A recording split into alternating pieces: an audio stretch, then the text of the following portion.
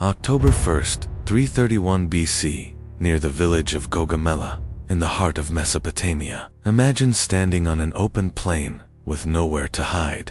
No hills, no forests, no walls, just flat land stretching to the horizon. Dust hangs in the air. The ground trembles beneath tens of thousands of marching feet. Ahead of you stands the largest army the ancient world has ever assembled. For the men facing it, survival seems mathematically impossible. By sunset, one of the greatest empires in history will cease to function, not because it was destroyed piece by piece, but because its center will collapse in a single afternoon. This is the story of how 47,000 soldiers toppled an empire. At dawn, the Persian army finishes forming its lines. 250,000 men drawn from every corner of the known world. Cavalry raised from childhood. Infantry hardened by decades of imperial campaigns. War chariots fitted with blades meant to tear through flesh and bronze. Elephants brought from the east, living weapons designed to shatter formations before battle even begins. This force was not assembled to fight a battle. It was built to end a war. At its center stands Darius III, the King of Kings, ruler of Asia, master of cities, treasuries, and supply routes that stretch from the Aegean to the Indus. For generations, armies have been taught a single truth. You do not challenge the Persian king in open ground. You submit her, you are erased. Facing him is an army barely 1/5 the size, 47,000 Macedonians and Greeks. No reserves, no second army waiting behind them. If this force breaks, the campaign ends here, not tomorrow, not next year, today. They are led by a king barely 25 years old. Alexander has never lost a battle, but he has never faced anything like this. 5 years earlier, he crossed into Asia with an army smaller than this one, not to negotiate, not to test Persian strength, but to punish the empire that once burned Greek cities and to prove that Macedon now ruled the battlefield. At the Granicus River, he charged directly into enemy cavalry and nearly died beneath a raised axe. He survived. The Persian commanders did not. At Issus, Darius himself came to stop him. The battlefield was narrow. The Persian numbers meant nothing. Alexander rode straight at the king, and for the first time in history, the King of Kings turned and fled, abandoning his army, his family, and his authority in a single moment. That moment changed everything. Cities fell not because they were besieged, but because belief collapsed. Tyre resisted. After 7 brutal months, it was annihilated. Egypt opened its gates and crowned Alexander as pharaoh. Victory followed victory, each one decisive, personal, irreversible. But Darius survived, and this time, he learned there would be no narrow passes, no rivers to negate numbers, no accidents of terrain. Darius chose the battlefield himself, wide, flat, prepared, cleared of obstacles, so his chariots could run freely, a place where cavalry could encircle, a place where numbers would finally matter. Gaugamela.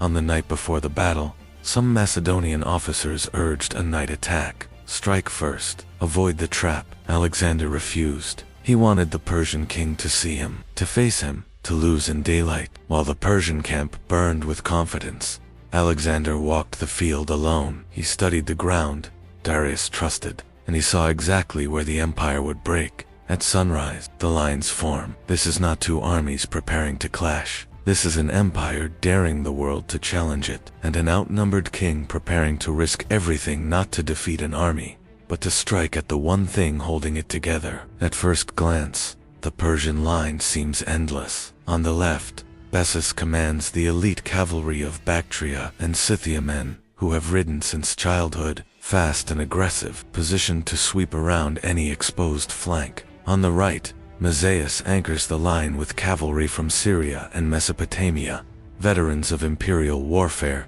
steady and disciplined. At the center stands Darius himself, elevated above the field, surrounded by his royal guard. From his position, the entire battlefield is visible. This is power made physical. In front of the Persian infantry, 200 scythed chariots wait in silence, blades fixed to their wheels, designed to carve corridors of death through tightly packed formations. Behind them, towering above the men, stand war elephants from India, weapons meant to break morale before steel ever meets steel. By every rule of ancient warfare, this force should crush anything in its path. Now look at the other side. Alexander's army forms, with no depth to fall back on. 31,000 heavy infantry stand at the center, the Macedonian phalanx, shoulder to shoulder, shields locked, each man gripping a sarissa, over 5 meters long. Together, they form a moving wall of iron points, lethal from the front, but slow to turn, vulnerable if broken. Behind and between them are 9,000 lighter troops, peltasts, archers, elite shock infantry. Their task is not glory, but survival, to intercept chariots, to harass cavalry, to protect the phalanx where it cannot protect itself. On the wings, 7,000 cavalry. On the left, Parmenion commands the defensive flank. His role is simple and merciless. Hold, no matter the cost. On the right is Alexander. He rides at the head of the companion cavalry, his personal strike force. Noble-born riders, heavily armed, trained to fight in tight formation. This is not cavalry meant to skirmish. It is a weapon meant to punch through a single point and never stop. Alexander rides the length of the line, studying faces. These men know the odds. They know there is no retreat. And then he speaks. He tells them the Persians fight for gold, for orders, for fear. He tells them they fight because there is no road home that does not pass through this field. Behind them is Greece. Ahead of them stands a king who believes numbers decide fate. Today, Alexander says, they will show him what discipline decides. When he finishes, there is no cheer, only silence. Then shields strike shields. Spears rise. A single roar rolls through the Macedonian line, not celebration, but commitment. The Persian army stretches far beyond both Macedonian flanks.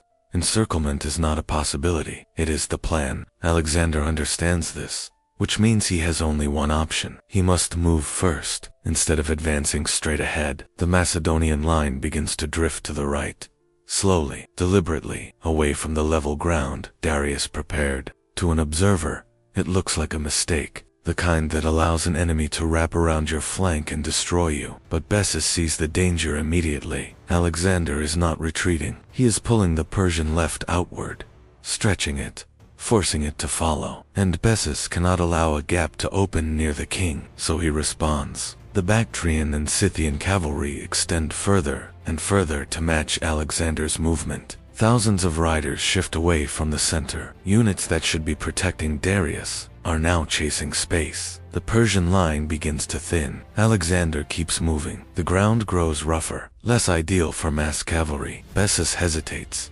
He cannot let Alexander slip past, but he cannot allow his horsemen to fight on unfavorable terrain. He chooses. The Persian cavalry charges. The moment the attack begins, the trap closes. The Persian left is now fully engaged, locked in combat, unable to redeploy. And in the center, Darius believes the moment has arrived. He orders the chariots forward. 200 scythed chariots surge ahead. The ground shakes.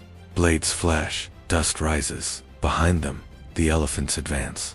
Massive and unstoppable. For a heartbeat, it seems the Macedonian center will be torn apart. But the phalanx does not panic. At the last moment, gaps open in the line. Narrow corridors. The chariots roar through empty space as javelins and arrows cut down their drivers. Horses scream. Vehicles crash and tumble harmlessly past. The elephants fare no better. Harassed by missiles, wounded, terrified, they veer sideways directly into the waiting spears of the phalanx. Formations close. Steel rises. The beasts collapse under wounds they cannot understand. In seconds, the centerpiece of Darius's plan is gone, and now, the Persian army is fully committed. Every reserve, every option, and that decision has exposed something fatal. With the chariots spent and the elephants neutralized, the battlefield fractures into chaos. On the far left of the Macedonian line, Parmenion is fighting for survival. Mazaeus has launched his cavalry in wave after wave, pressing hard, searching for a collapse. The Thessalian horsemen bend, but do not break. Infantry rushes to plug gaps. The line holds bare, but Alexander is no longer watching the flanks. He is watching the center. When Bessus committed his cavalry, and Darius threw his chariots forward, something happened that could not be undone. The Persian center thinned, not dramatically, not visibly, but enough. A narrow seam opened, where units had been pulled away, where commands overlapped, where order gave way to confusion. Most commanders would never notice it. Alexander does. He gathers the companion cavalry into a wedge, not a line, not a charge meant to scatter, a spear point aimed at a single target. He pivots left, sharply, abandoning the cavalry fight on the wing. For a moment, it looks like madness. His own flank is still threatened. Parmenion is still under pressure. If this fails, there will be nothing left to stop the Persian encirclement. Then, Alexander gives the order. The wedge accelerates. They do not aim for the infantry. They do not aim for banners or formations. They ride straight toward the gap and, through it, spears lower. Horses crash into men. The Persian center buckles under the sudden violence. Guards try to close ranks, but it is too late. Suddenly, the fight is no longer distant. It is in front of Darius. Alexander is no longer attacking an army. He is attacking the idea that holds it together. The royal guard turns to meet the charge. Men die where they stand. The wedge drives deeper, carving a path through the heart of the Persian line. Dust swirls. Commands are shouted and lost. Somewhere in the chaos, Darius sees it. The Macedonian king is coming for him. For a moment, Darius hesitates. He has numbers. He has guards. He has power. But power in the Persian system flows downward from one point, and that point is now threatened. Then, he breaks. For the second time in his reign, the King of Kings turns his chariot and flees. And in that instant, the Persian army begins to dissolve. Orders stop. Signals go unanswered. Units disengage not because they are defeated, but because they no longer know who they are fighting for. What had been an empire moments earlier becomes a mass of individuals trying to survive. Bessus pulls back. The cavalry scatters. Infantry throws down shields and runs. Panic spreads faster than any charge. Alexander sees the collapse and presses forward. He wants Darius. He wants the war to end here. Then a message reaches him. Parmenion is in trouble. On the left, Mazaeus is still fighting, unaware that the king has fled. The Macedonian flank is close to breaking. If it does, the victory could still turn into disaster. Alexander faces a choice that defines him. Chase the king and end the war, or turn back and save his army. He turns back. The companions wheel around and slam into the Persian cavalry threatening Parmenion. The pressure lifts. The line stabilizes, and only then does the battle truly end. Darius escapes, but his empire does not. By nightfall, Gaugamela is silent. The Persian army is gone, not destroyed, but undone. Its center of gravity has vanished. Before this day, Persia was still a functioning superpower. Its satraps commanded armies. Its cities controlled wealth and supply routes. Its king, however flawed, still ruled. After Gaugamela, that reality collapses. Babylon opens its gates without a fight. Susa hands over its treasury. Persepolis burns. Alexander does not conquer the empire city by city. He removes the keystone that holds it together. Yet the war is not over. Darius still lives, and as long as he does, resistance can still form. Alexander will march east, not for land, but for legitimacy, into mountains, into narrow passes, toward a final attempt to do what Gaugamela could not. To stop him, Alexander does not pause to celebrate. There is no victory parade, no moment of rest. Gaugamela has shattered the Persian command structure, but Alexander understands something most conquerors do not. Empires do not truly die when armies lose. They die when legitimacy disappears. And as long as Darius lives, the idea of Persia can still survive. So Alexander marches. He moves south first, not to fight, but to absorb the heart of the empire before it can reorganize. Babylon opens its gates. The priests declare him chosen by the gods. The treasury falls into his hands without a single arrow loosed. From there, Susa follows, then Persepolis, the ceremonial soul of Persian power. When it burns, the fire is more than symbolic. It is a message. The old order is finished. Still, Darius lives. He flees east, toward Media and Bactria, trying to raise another army from the outer provinces. But Gaugamela has changed everything. Satraps hesitate. Governors delay. Loyalty weakens. Some still proclaim obedience to the King of Kings, but they prepare contingencies. Others begin to calculate their own survival. Alexander follows relentlessly. This is no longer a conventional war. There are no great set-piece battles left. What remains is pursuit across vast distances, through hostile terrain, against an enemy that dissolves whenever pressure is applied. In 330 BC, the chase leads Alexander into the Zagros Mountains. Narrow passes, steep cliffs, perfect terrain for defense, perfect terrain to undo everything Gaugamela achieved. Here the remnants of Persian command attempt one final stand. At the Persian gates, a narrow defile blocks the road east. A smaller force, led by Ariobarzanes, prepares an ambush. Rocks are positioned above the path. Archers wait, in silence. This is the kind of terrain where numbers no longer matter, where discipline and formations fail. Alexander walks straight into it. The Macedonian column is struck from above. Stones crash down, arrows tear into ranks. For the first time since crossing into Asia, Alexander is forced to retreat. The road forward is closed. Losses mount. Momentum stalls. This moment is more dangerous than Gaugamela ever was. Here, Alexander cannot break a center. There is no king to chase, no decisive charge, just a narrow road, and an enemy prepared to bleed him dry. For days, he searches for a solution. Then he finds a local guide, a path through the mountains.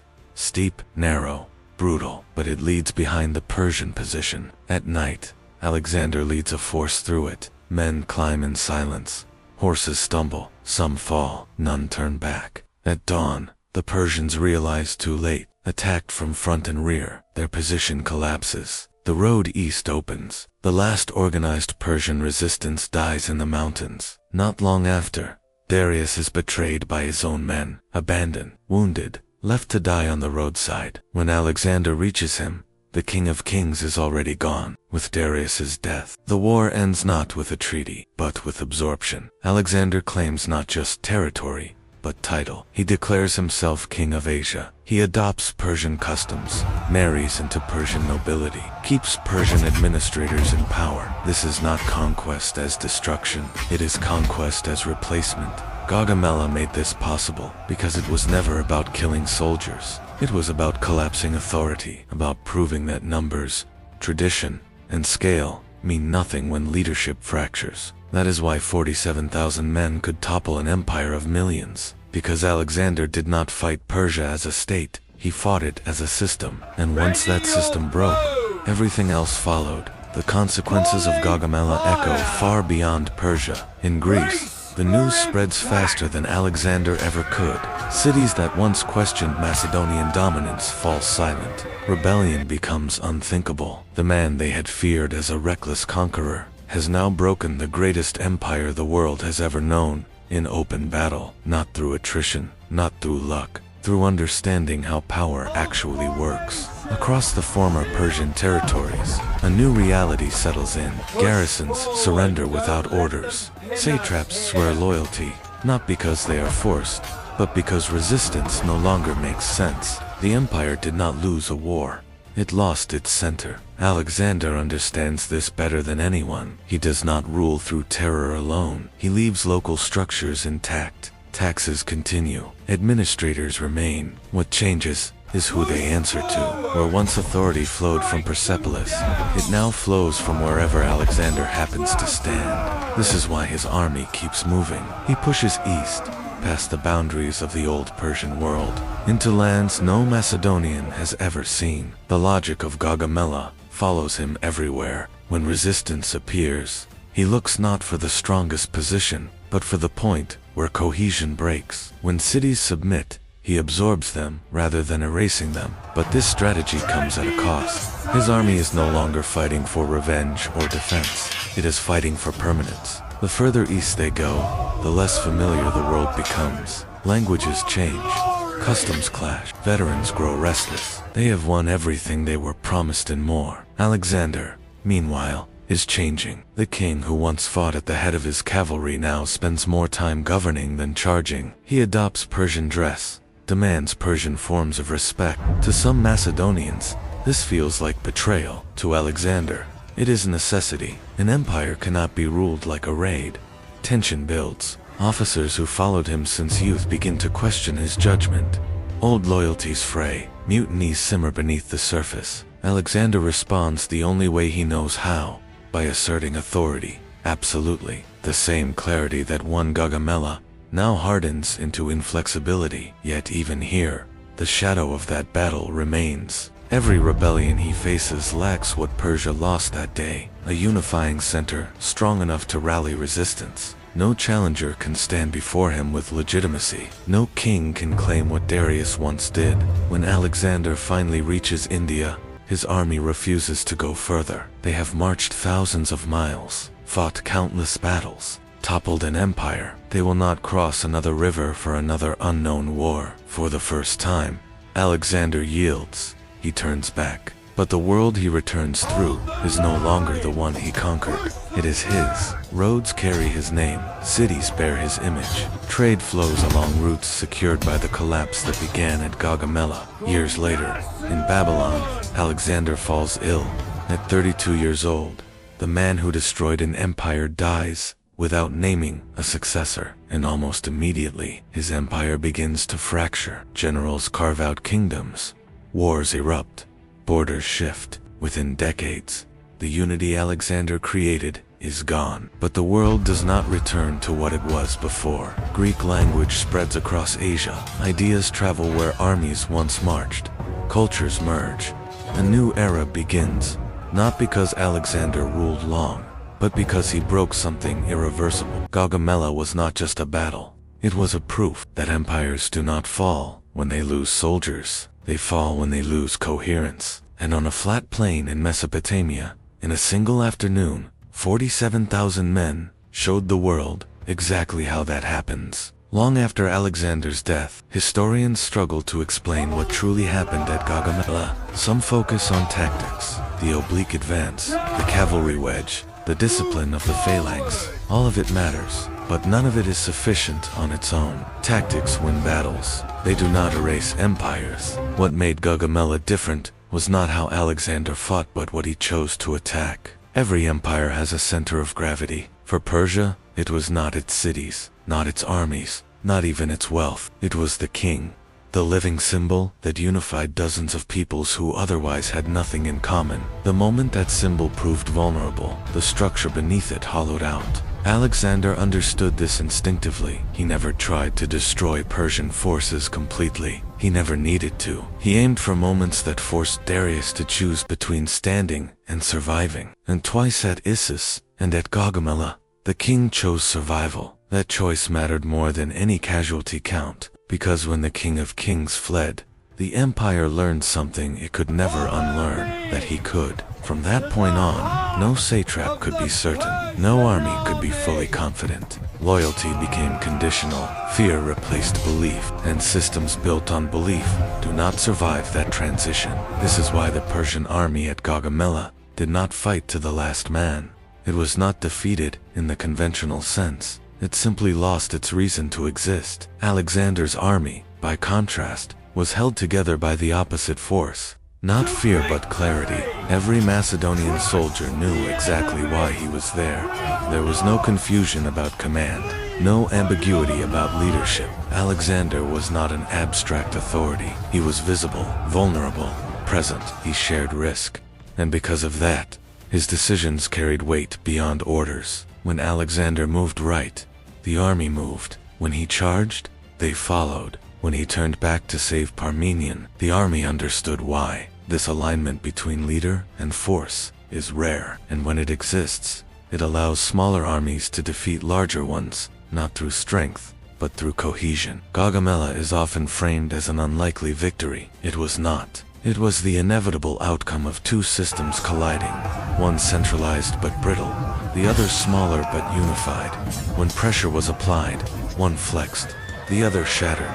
The battlefield itself reflects this truth. Darius chose open ground to maximize numbers. Alexander used that same openness to create movement, to stretch lines, to expose weaknesses. What was meant to guarantee Persian dominance instead made its structure visible and, therefore, vulnerable. By the time the companion cavalry struck the gap, the outcome was already decided. The charge did not create collapse, it revealed it. This is why Gaugamela remains studied centuries later, not because it was dramatic, not because it was large, but because it demonstrates a rule that repeats throughout history. Power is not measured by size alone, it is measured by how well a system holds together when stressed. At Gaugamela, Persia failed that test, and the world that emerged afterward, Hellenistic, interconnected, transformed, was shaped not by the number of soldiers on the field, but by the moment one empire lost its center and another proved it had one. The ripples from Gaugamela continued to reverberate through time,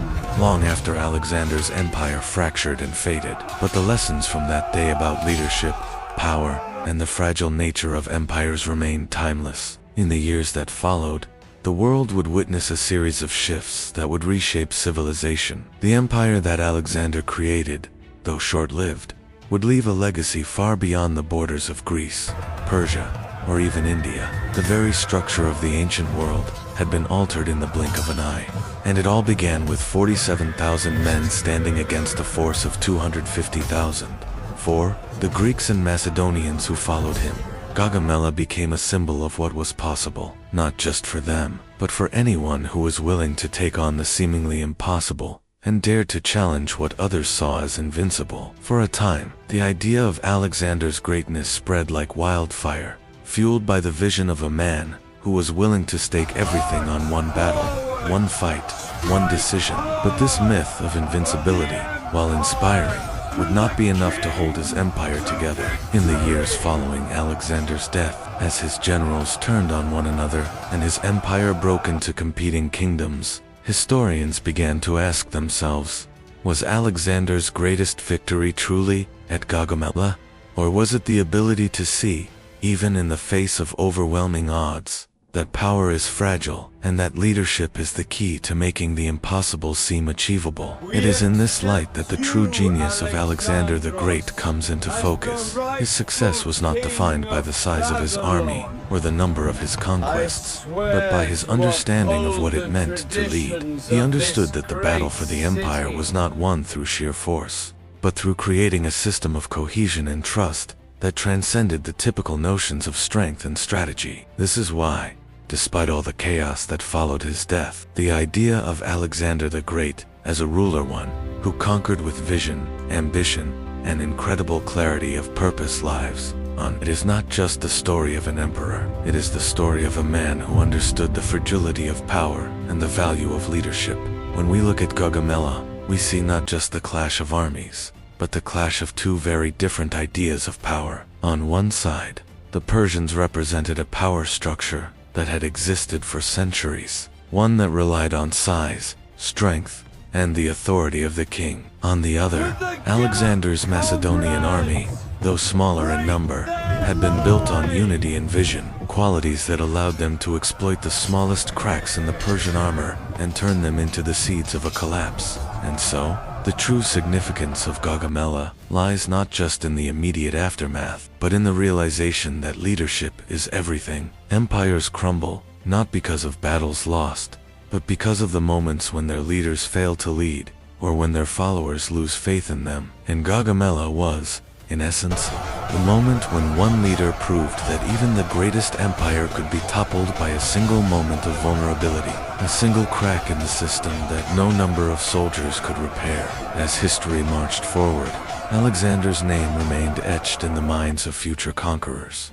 His victory at Gaugamela was no longer just a military achievement. It became a symbol of the power of vision, of the idea that leadership could make the impossible real. This is why we continue to remember Gaugamela, not because it was just another battle, but because it was the battle that taught the world that true power is not about sheer numbers, but about how well an empire, a kingdom, or even a nation can hold together when it is tested. And for Alexander the Great, that test came on the plain of Gaugamela. It was a test he passed, and in passing that test, he changed the world. With Alexander's passing, the world he built began to crumble, but the legacy of Gaugamela never faded. The empire was fragmented, divided among his generals, but the principles established at Gaugamela would continue to influence military leaders, thinkers, and empires for centuries to come. In the centuries after Alexander's death, the world saw the rise and fall of many empires, each shaped by the same principles of power and leadership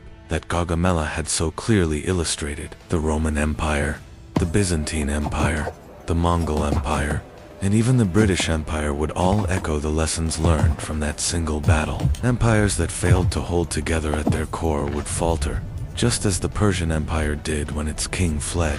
Alexander's vision of leadership transcended military conquest. It became a model for rulers across time, to lead by example, to show strength not just in battle but in the cohesion and unity of the people. Gaugamela was the ultimate test of this idea, where Alexander's ability to move his army as a single, cohesive unit defeated a far larger force, not through brute force, but through clarity of purpose and leadership. As time moved on, Gaugamela became not just a military victory, but a symbol of how the impossible could be achieved with the right leader, a symbol of how the greatest empires could be undone, not by numbers, but by the cracking of their foundation, their leadership. It showed that empires, no matter how mighty, were only as strong as the vision that held them together. When Alexander's successors fought for control of his empire, they failed to grasp the true lesson of Gaugamela, that unity, leadership, and vision were the true sources of power, not the sheer size of an army or the wealth of an empire. Without the cohesion that Alexander had built, the empire he had created splintered, and with it, the dream of a unified world under his rule faded. Yet Gaugamela remained a constant. It reminded future leaders that even the most powerful empire could be torn apart by a single moment of failure at its core. And it taught the world that leadership is not just about control, but about inspiring trust, creating unity, and proving that even against overwhelming odds, a single, cohesive force could achieve the impossible. As we look back at the Battle of Gaugamela, we see more than just soldiers clashing on an ancient battlefield. We see a pivotal moment in history, where one man, through his leadership, his vision, and his understanding of power, shaped the course of the future. And though Alexander's empire may have crumbled after his death, the lessons of Gaugamela have endured. They remind us that true power does not lie in numbers, wealth, or strength, but in the unity and vision of those who lead. For, at Gaugamela, 47,000 men proved that even the greatest empire in history could fall, not through overwhelming force, but through the failure of its leadership. Gaugamela was not just a battle, it was a lesson in leadership, a lesson that resonates through history, echoing through the rise and fall of empires, and reminding us all of the fragile nature of power. And that, ultimately, is the enduring legacy of Alexander the Great, not just as a conqueror, but as a leader who understood that true power lies not in defeating enemies, but in holding together the people who follow you.